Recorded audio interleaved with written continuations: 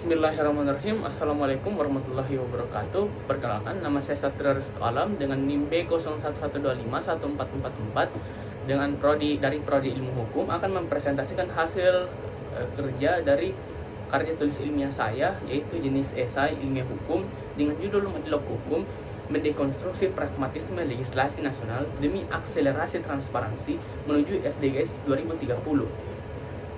Nah, adapun tujuan saya membuat esai ini dengan tema dan juga judul tersebut dikarenakan saya merasa bahwasannya filsafat dari Madilog ini merupakan salah satu teori atau kerangka berpikir yang semakin relevan di dunia digital kita saat ini, di mana terkadang keputusan dalam ruang digital melalui undang-undang ITE itu diambil secara pragmatis dengan sedemikian rupa sehingga melupakan aspirasi-aspirasi publik yang harus ditampung dengan adanya data yang relevan secara sosial dan juga data empiris yang harusnya mementingkan kepentingan bersama atau kepentingan mayoritas, karena seperti yang kita tahu Indonesia adalah negara republik dengan ideologi demokrasi dan juga Pancasila.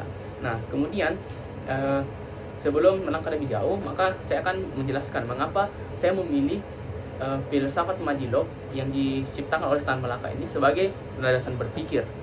Nah, pertama, dalam buku Madilog dia menjelaskan bahwasanya hukum seharusnya tidak berhenti sebagai rangkaian pasal yang kaku, melainkan menjadi hasil pergulatan nalar yang bersentuhan langsung dengan kenyataan sosial. Nah, tidak sampai di situ, Tan Malaka juga menambahkan bahwasanya dialektika sehat itu merupakan dialektika yang dimana melahirkan hukum dari interaksi negara dan warga, bukan hanya sekedar kehendak pragmatis kekuasaan yang abai terhadap partisipasi publik. Nah, lanjut. Adapun ancaman dari pragmatisme legislasi nasional ini, yaitu yang pertama, logika instan, di mana logika instan ini menjadikan hukum menjadi instrumen formal semata, bukan sarana untuk mewujudkan keadilan substantif bagi rakyat. Nah, hal ini dapat mencederai tujuan hukum yang semestinya, yang dimana hukum itu ingin dibentuk dengan dialektika yang sehat atau dengan partisipasi publik, yang dimana publik ini tentu saja membawakan sebuah dalil informasi terhadap ruang legislasi mengenai data-data sosial yang ada atau yang relevan. Nah, kemudian adapun dari ancaman dari logika instan ini dapat juga mempunyai hambatan terhadap SDGs 2030, terutama mencederai tujuan 16 SDGs yang ingin mewujudkan perdamaian, keadilan, dan kelembagaan yang tangguh. Nah, kemudian di sini juga saya menambahkan bahwasanya Gen Z terjebak dalam kecemasan masa depan akibat instabilitas regulasi yang mengancam ruang demokrasi. Nah, alasan saya mengatakan ini karena sebentar saya akan membawakan data di mana di ruang digital ini Gen Z adalah pemegang ruang digital terbanyak sepanjang akhir-akhir ini, dan juga kebanyakan dari mereka itu merasa terancam dengan adanya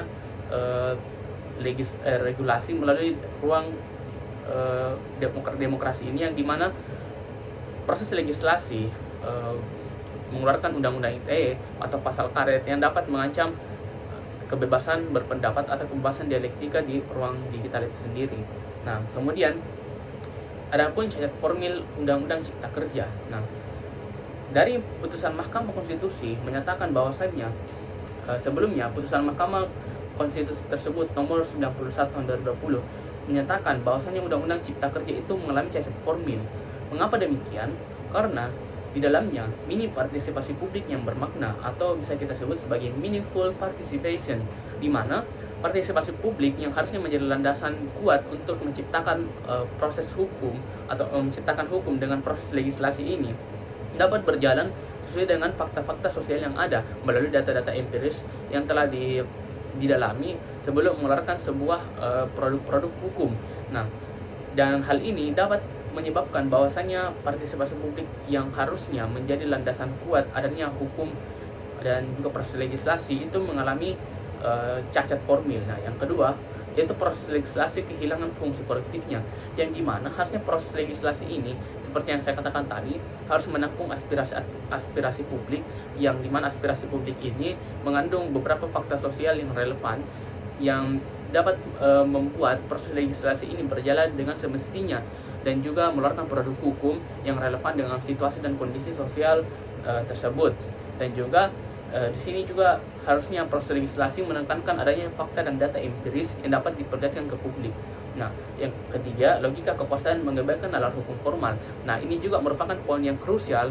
Mengapa? Karena Indonesia sendiri bukanlah negara kekuasaan, melainkan negara hukum yang telah ditekankan dalam pasal 1 ayat 3. Indonesia adalah negara hukum, bukan negara kekuasaan.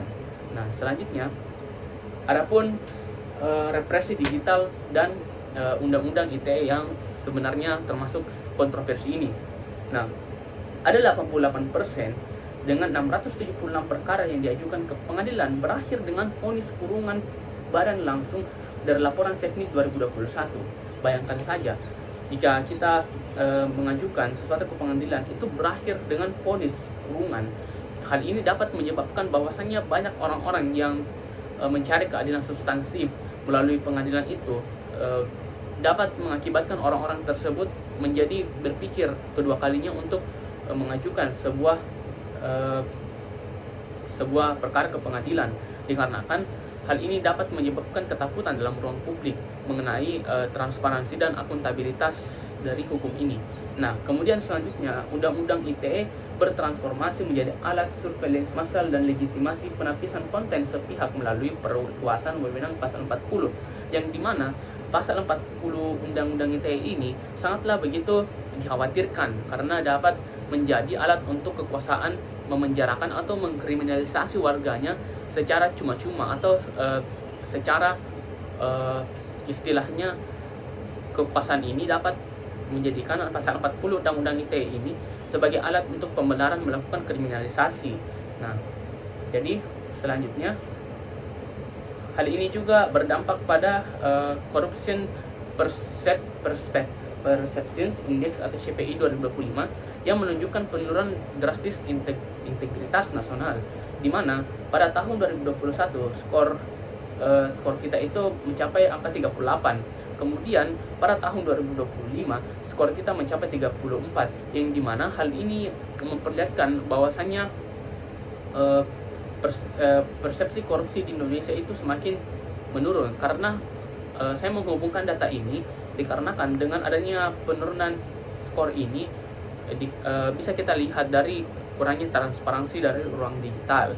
Nah, kurangnya transparansi dari ruang digital ini mengakibatkan proses hukum terhadap kekuasaan itu menjadi sangat kurang, karena dengan adanya tidak adanya transparansi menjadikan masyarakat abai terhadap proses hukum yang terjadi. Kemudian ada juga fenomena diskon vonis koruptor, yang dimana vonis kurang dari 4 tahun, yang dimana 70% terdakwa vonis korupsi itu kurang dari 4 tahun, dan rata-rata hukumannya itu hanya 2-3 tahun. Nah, di sini ada celah regulasinya, di mana dominasi pasal Undang-Undang Tipikor yang menetapkan batas minimal hanya 1 tahun, membuka ruang diskresi hakim yang terlalu lebar tanpa sentencing guiltiness yang mengikat. Nah, hal ini juga merupakan fenomena yang sangat-sangat begitu relevan dengan adanya pemberantasan, lebih tepatnya adanya pembatasan dalam ruang digital, di mana masyarakat semakin abai terhadap proses hukum yang terjadi akhir-akhir ini dalam pemerintahan.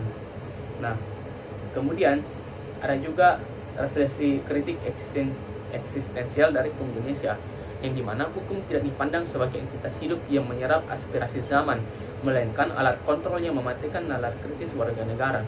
Nah, mengapa saya mengambil kritik ini? Karena kritik ini sangat relevan dengan landasan berpikir kita yang memakai prinsip Madilog, yang dimana Madilog ini mengatakan bahwasannya jika ilmu itu tidak bisa dikritik, maka matilah ilmu pasti itu. Nah, kemudian di sini saya juga menekankan bahwasannya produk legislasi yang lahir tanpa benturan gagasan inklusif mengalami dekonstruksi internal karena mengabaikan keadilan substantif. Nah, kemudian saya juga di sini ingin menyampaikan beberapa solusi. Salah satunya adalah yang paling begitu menurut saya solusi yang bisa memperkuat adanya proses legislasi dan juga memperkuat aspirasi publik melalui ruang digital itu adalah dengan melalui DPV atau Digital Public Meeting, di mana pelembagaan uji publik digital yang wajib diintegrasikan ke dalam setiap tahapan legislasi nasional. Nah, dan dari sini kita dapat melihat bahwasannya masyarakat dapat membedah kesalahan atau sesat berpikir daripada regulasi secara terbuka. Nah, kemudian adapun keuntungan dari digital public voting ini yaitu melacak adopsi aspirasi secara transparan. Nah, kemudian adapun solusi kedua, ya saya juga menekankan bahwasanya harus ada aksi advokasi nyata, di mana melampaui selektivisme, gerakan tidak boleh berhenti pada riak sementara di media sosial. Gen Z harus membangun jejaring lintas disiplin ilmu. Nah, dari poin ini saya menekankan bahwasanya Gen Z harus menjadi aktor utama yang membangun jejaring lintas disiplin ilmu ini supaya Gen Z ini dapat juga mengintegrasikan ruang-ruang siber atau ruang-ruang digital melalui digital public voting ini untuk terbuka aspirasi publik yang membawa fakta sosial dan data yang relevan. Nah, kemudian ada keahlian siber, di mana penguasaan ruang digital siber sebagai alat produksi kesadaran hukum massal. Nah, kemudian ada juga hukum doktrinal, di mana pemahaman mendalam untuk menciptakan tekanan publik yang terukur dan ilmiah. Kemudian ada solusi yang ketiga, yaitu AI Judicial Oversight, di mana pemanfaatan open source AI sebagai instrumen pemantau putusan perkara tipikor dan rekam jejak draft regulasi. Nah, fungsinya menyediakan data disparitas vonis dan anomali legislasi secara real time kepada publik untuk meruntuhkan monopoli informasi hukum oleh elit pragmatis. Nah, di sini saya rasa sudah jelas mengapa fungsi dari AI Judicial Oversight ini sangat penting dalam meruntuhkan monopoli informasi hukum oleh para elit. Nah, sampailah kita pada kesimpulan, di mana melalui dialektika Mandilog, materialisme, dialektika, dan logika, sistem hukum nasional harus dibersihkan dari pragmatisme korup dari hulu hingga hilir. Integrasi teknologi visioner dan kontrol kritis Gen Z adalah kunci memulihkan kebebasan sipil dan menggenapi cita-cita universal SDGs 16, yaitu keadilan bagi semua. Sekian dari saya, kurang dan lebihnya mohon dimaafkan. Wassalamualaikum warahmatullahi wabarakatuh.